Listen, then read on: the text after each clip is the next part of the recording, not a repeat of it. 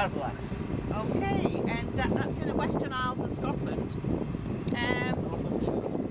North of Jura, right. So we're on a sailing trip at the moment, and how long have we been sailing? We've been like 24 hours now since I came on? Yeah.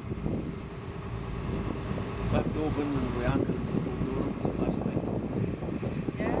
We'll sail south, 2 hours to get to Speak louder. So where did we go last night? We were at Poole Doran. The pool of the otters. The pool of the otters, and where's the sail? No, we need to get that out of the way. So anyway, we're having fun, doing a bit of sailing here, learning how to sail. And just for those who are interested, this is a beam. This is our main sail. We're on a schooner, aren't we? Okay, I'm just practicing here because I'm going to be tested at the end of this. And then we've got, this is the mast. And that end of the sail is called the throat.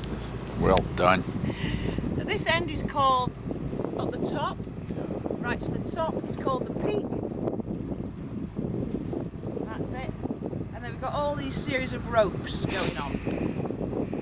And yeah, so that's it really. That's beautiful, isn't it?